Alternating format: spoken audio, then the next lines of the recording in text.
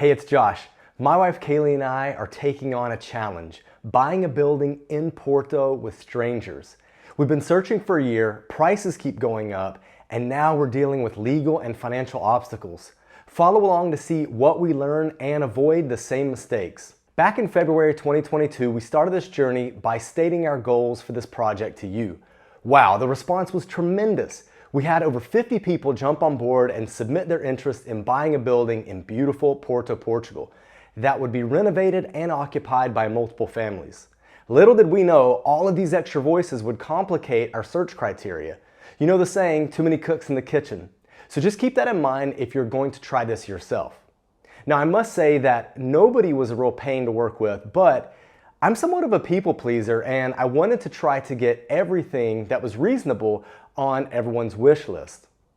Really quickly, we learned that there were inventory problems for what we were looking for, and I wasn't really prepared to tackle the obstacles that came next as we finally got a solid short list of places that we could afford. Legal and financial considerations when buying a building, especially with other people, are intertwined, so I needed to have a serious sit down with our lawyer, João, to come up with a game plan. João told us that the most straightforward way is if one of us is to purchase the property, then sell it by unit to the others via a promissory note or contract.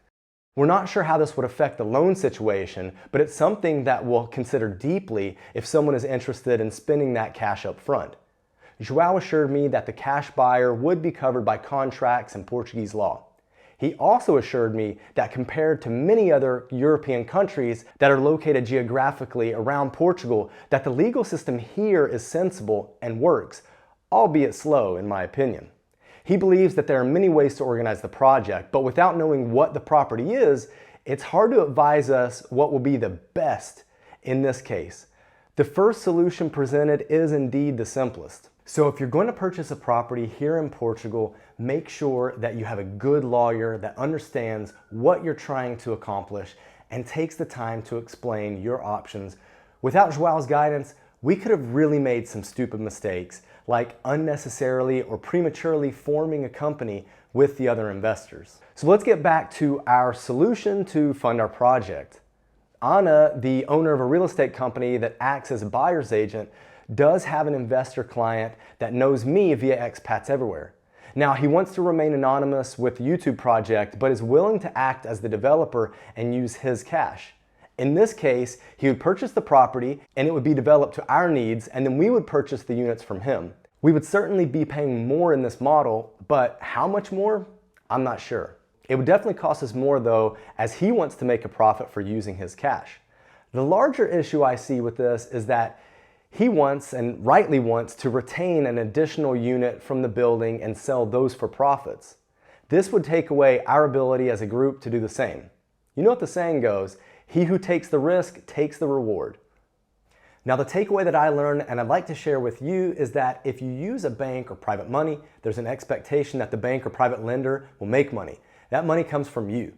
You just have to decide if you don't have the cash yourself, are you willing to pay for it over the long term in interest or short term in paying a higher sales price than if you develop the property yourself? So we already have two pathways. One is if one of us buys the building and sells the units to the others and uses the cash from the sale of the units to fund the renovations. And two, we use an outside person to fund the whole thing. Putting it simply, we act as a developer or someone else does. There are some other legal ways to work this out, but like João said, without knowing the project at hand, it's hard to know what those might be because of the financial consideration. What I haven't told you is that Kalie and I aren't rich. We aren't just swimming in money like Scrooge McDuck. To be honest, none of our investor pool is. We do have something important though. We have a few cash buyers in the group, but are their pockets deep enough? Well, if we take the first two projects that I walked through in episodes 4 and 6, we know that the buildings need hundreds of thousands of euros in renovations. In fact, all of those buildings we've seen needed at least €500,000 in renovations.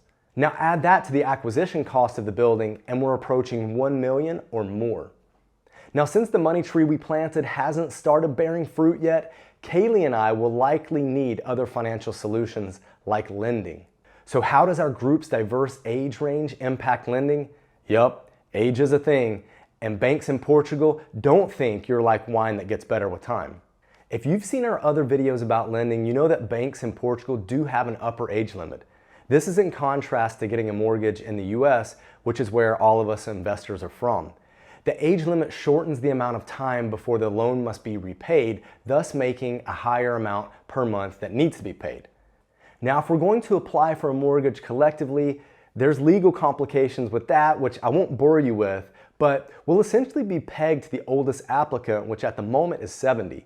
That means we might get a 4 to 6 year mortgage because of the bank's upper limit age restriction. The other problem is that we'll be required to get a life insurance policy on the mortgage, which is only going to add additional monthly costs. At this point, I'm sure you can see why the first two solutions are the most straightforward. Time to find our perfect building. Check out this affordable property that we might develop on our own. If you're new to the series, binge watch episode 1 from here. Now, let's get moving. Bye.